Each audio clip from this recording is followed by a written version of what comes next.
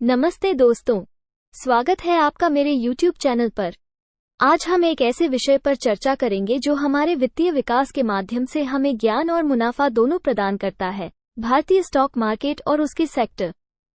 Stock market में कई विभिन्न सेक्टर होते हैं जैसे कि फार्मा, टेक्नोलॉजी, फाइनेंस, ऑटोमोबाइल, स्वास्थ्य सेवाएं इत्यादि। ये सेक्टर विभाजन आधारित होते हैं जो उनकी विशेषताओं और व्यावसायिक गतिविधियों पर आधारित होते हैं। आज हम यहाँ टेक्सटाइल सेक्टर पार्ट 1 के विषय में चर्चा करेंगे। भारत का कपड़ा क्षेत्र भारतीय अर्थव्यवस्था के सबसे पुराने उद्योगों में से एक है, जो कई सदियों पुराना है। उद्योग बेहद विविध है, जिसमें एक छोर पर हाथ से काते और हाथ से बुने हुए कपड़ा क्षेत्र है, दूसरे छोर पर पूंजी, गहन परिष्कृत मिल क्षेत्र है। भारत में कपड़ा उद्योग की मूलभूत ताकत कपास, जूट, रेशम और ऊन जैसे प्राकृतिक फाइबर से लेकर पॉलिएस्टर, विस्कोस, नायलॉन और एक्रेलिक जैसे सिंथेटिक, मानव निर्मित फाइबर तक फाइबर यार्न की एक विस्तृत श्रृंखला का मजबूत उत्पादन आधार है। विकेंद्रीकृत पावलूम, होजरी और बुनाई क्षेत्र कपड़ा क्षेत्र का सबसे बड़ा घटक है। कपड़ा उद्योग का कृषि, कपास जैसे कच्चे माल के लिए और कपड़ा के मामले में देश की प्राचीन संस्कृति और परंपराओं से घनिष्ठ संबंध इसे देश के अन्य उद्योगों की तुलना में अद्वितीय बनाता है। भारत के कपड़ा उद्योग में भारत और दुनिया भर में विभिन्न बाजार क्षेत्रों के लिए उपयुक्त विविध प्रकार के उत्पाद तैयार करने की क्षमता है। निजी इक्विटी और कर्मचारी अधिक लोगों को आकर्षित करने के लिए सरकार ने विभिन्न योजनाएं शुरू की, जैसे integrated textile park (SITP), technology upgradation fund scheme (TUFS) और mega integrated textile reason and apparel (MITRA) पाक योजना। भारत में घरेलू परिधान और कपड़ा उद्योग लगभग योगदान देता है। देश की GDP का 2.3%, मूल्य के संदर्भ में उद्योग उत्पादन का 7%। 2020 से 21 में भारत के कुल निर्यात में कपड़ा, परिधान और हस्तशिल्प की हिस्सेदारी 11.4% थी। भारत दुनिया में कपड़ा और परिधान का चौथा सबसे बड़ा निर्यातक है। भारत दुनिया में कपास और जूट के सबसे बड़े उत्पादकों में से एक है। भारत दुनिया में रेशम का दूसरा सबसे बड़ा उत्पादक भी है और दुनिया का 95% हाथ से बुना हुआ कपड़ा भारत से आता है। भारतीय तकनीकी कपड़ा क्षेत्र का अनुमान $16 अरब है, जो दुनिया का लगभग 5वां सबसे बड़ा बाजार है। भारत में कपड़ा और परिधान उद्योग देश का दूसरा सबसे बड़ा नियोक्ता है, जो 45 मिलियन लोगों को और संबद्ध उद्योगों में 100 मिलियन लोगों को प्रत्यक्ष रोजगार प्रदान करता है। भारत दुनिया में PPE का दूसरा सबसे बड़ा निर्माता भी बन गया है। भारत में 600 से अधिक कंपनियां आज PPE का उत्पादन करने के लिए प्रमाणित हैं, जिनकी वैश्विक बाजार कीमत 2025 तक $92.50 बिलियन से अधिक होने की उम्मीद है, जो 2019 में $52.70 बिलियन से अधिक है। भारतीय कपड़ा उद्योग 2030 तक $250 अरब के बाजार आकार तक पहुंच जाएगा। भारत में घरेलू परिधान और कपड़ा उद्योग ने देश की GDP में 2.3% का योगदान दिया। मूल्य के संदर्भ में उद्योग उत्पादन का 7%, कपड़ा और परिधान के वैश्विक व्यापार में भारत की हिस्सेदारी 5% है। 2022-23 के दौरान सूती वस्त्रों का निर्यात 30% हिस्सेदारी के साथ $11.1 बिलियन था। भारतीय कपड़ा और परिधान उद्योग के 2019-20 से 10% CAGR से बढ़ने की उम्मीद है और 2025-26 तक $190 बिलियन अमेरिकी डॉलर तक पहुंचने की उम्मीद है। कपड़ा और परिधान के वैश्विक व्यापार में भारत की हिस्सेदारी 4% है। भारत दुनिया का सबसे बड़ा कपास उत्पादक है। कपास सीजन 2021-22 के दौरान अनुमानित उत्पादन 362.18 लाख गांठ रहा। 2021-22 कपास सीजन के लिए घरेलू खपत 338 लाख गांठ होने का अनुमान है।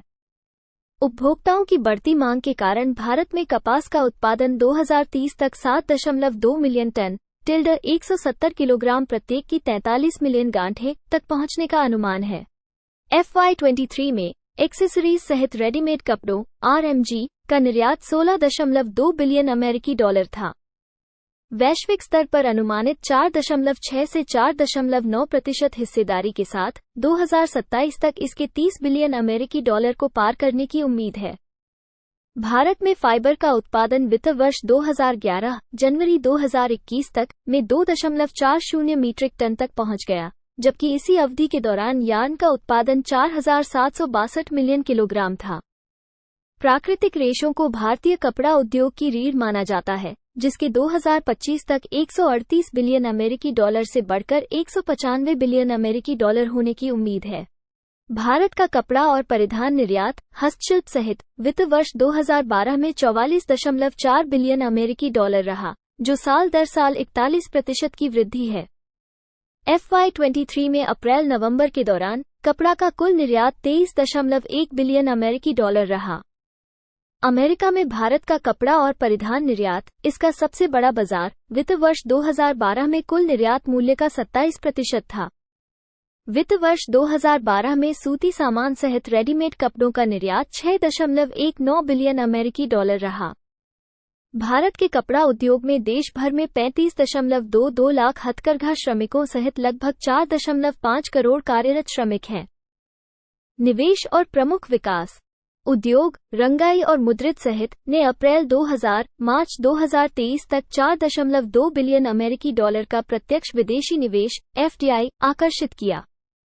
कपड़ा क्षेत्र में पिछले 5 वर्षों के दौरान निवेश में तेजी देखी गई है। अप्रैल 2022 में इंडोकाउंट इंडस्ट्रीज ने GHCL का होम टेक्सटाइल व्यवसाय 74.14 मिलियन अमेरिकी डॉलर में हासिल किया। मार्च 2022 में Reliance retail ventures limited RRVL ने 115.8 मिलियन अमेरिकी डॉलर में पर्पल पांडा फैशन का एक नियंत्रित हिस्सा हासिल कर लिया।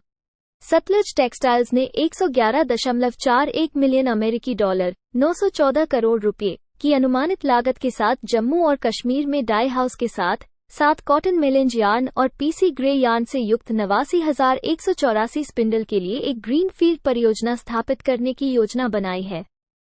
वर्धमान ने 6 TPD उत्पादन क्षमता वाली कपास रिसाइकलिंग सुविधा वर्धमान रेनोवा की स्थापना की है। कंपनी ने मध्य प्रदेश में 2 नई सुविधाएं स्थापित करके यार्न उत्पादन की अपनी क्षमता भी बढ़ाई है। शीर्ष स्तर की प्रौद्योगिकी के साथ विस्तार में कुल मिलाकर 1 लाख से अधिक स्पिंडल शामिल हैं। इससे यार्न उत्पादन क्षमता में 75 TPD की वृद्धि होगी।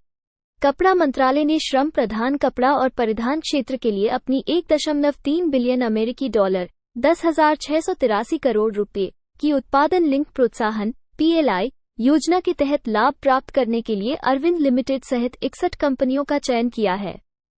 कंपनियों ने इस योजना के तहत 5 वर्षों में 2.32 बिलियन अमेरिकी डॉलर 19,077 करोड़ रुपए का निवेश करने का वादा किया है, जिससे 22.55 बिलियन अमेरिकी डॉलर 1.85 ट्रिलियन रुपए का वृद्धिशील कारोबार होगा और 240,000 लोगों के लिए प्रत्यक्ष रोजगार सृजन होगा। अरविंद लिमिटेड भारत में कपड़ा से प्रौद्योगिकी तक का सबसे बड़ा समूह और पुरफी ग्लोबल LLC, एक टिकाऊ प्रौद्योगिकी फर्म जो कपड़ा कचरे को वजन ग्रेड उत्पादों में पुनर्जीवित करने में माहिर है, ने लैंडफिल में डंप किए गए कपड़ा कचरे की मात्रा को कम करने के लिए एक संयुक्त उद्यम बनाया है। नवंबर 2022 में नागालैंड के तुएनसांग में स्थानीय बुनकरों को 45 दिनों का कौशल उन्नयन प्रशिक्षण प्रदान किया गया, जो समर्थ कार्यक्रम के तहत 315 घंटे के बराबर होगा। 2022 से 23 में Sardar Vallabhbhai Patel international school of textiles and management तकनीकी वस्त्रों में MBA पाठ्यक्रम SVPISTM BSc की पेशकश करने की योजना बना रहा है। नवंबर 2021 में भारत में मैक्सिकन राजदूत फेडेरिको सालस ने भारत अंतर्राष्ट्रीय व्यापार मेला 2021 में खादी इंडिया मंडप का दौरा किया और सुझाव दिया कि भारत और मैक्सिको को वैश्विक स्तर पर खादी को बढ़ावा देने के लिए एक साथ आना चाहिए। होम टेक्सटाइल कंपनियां मूल्य श्रृंखला को अनुकूलित करने के लिए प्रौद्योगिकी का उपयोग कर रही हैं। उदाहरण के लिए, अक्टूबर 2021 में वेल्सपन इंडिया ने आपूर्ति श्रृंखला में कपड़ा कच्चे माल को ट्रैक करने के लिए वेल ट्रैक 2.0 एक उन्नत patented end to end traceability तकनीक पेश की। भारत में होम टेक्सटाइल कंपनियां भी देश में अपने व्यवसाय संचालन और पकड़ को मजबूत करने के लिए रणनीतिक साझेदारी का लाभ उठा रही हैं।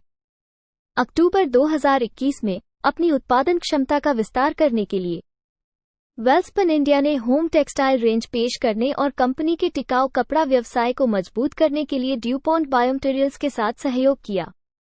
मई 2021 में इंडोकाउंट इंडस्ट्रीज लिमिटेड ICIL ने रुपये 200 करोड़ $26 और 90 सेंट मिलियन के निवेश की घोषणा की। अप्रैल 2021 में $1.2 बिलियन अमेरिकी डॉलर के LNJ भीलवाड़ा समूह की प्रमुख कंपनी RSWM लिमिटेड को राजस्थान सरकार के उद्योग और CSR मंत्रालय द्वारा 2020 में उच्चतम कपड़ा निर्यात कारोबार हासिल करने के लिए मान्यता दी गई थी। अप्रैल 2021 में Bella Casa fashion and retail limited BCFRL ने घोषणा की कि वह अपने 2 मौजूदा संयंत्रों का विस्तार कर रही है और 1000 लोगों को रोजगार के अवसर प्रदान करने के लिए एक नई सुविधा जोड़ रही है। विस्तार में कुल ₹65 करोड़ $8.63 मिलियन का निवेश शामिल होगा। आज हम यहाँ टेक्सटाइल इंडस्ट्री सेक्टर पार्ट 1 के बारे में चर्चा किया। हम इस प्रकार भारतीय स्टॉक मार्केट और उसके सेक्टर निवेशकों को वित्तीय मुक्ति और समृद्धि की दिशा में मार्गदर्शन करते हैं। सही जानकारी और विश्लेषण के साथ हम सभी इसके लाभ उठा सकते हैं, चाहे हम इंट्राडे करें या फिर लॉन्ग टर्म में निवेश करें। धन्यवाद दोस्तों कि आपने मेरे साथ यह जानकारी साझा की। अगर आपके पास इस विषय पर कोई प्रश्न है तो कृपया नीचे टिप्पणी में साझा करें। यदि आपको यह वीडियो पसंद आया हो तो लाइक और सब्सक्राइब करना ना भूलें। धन्यवाद और शुभकामनाएं।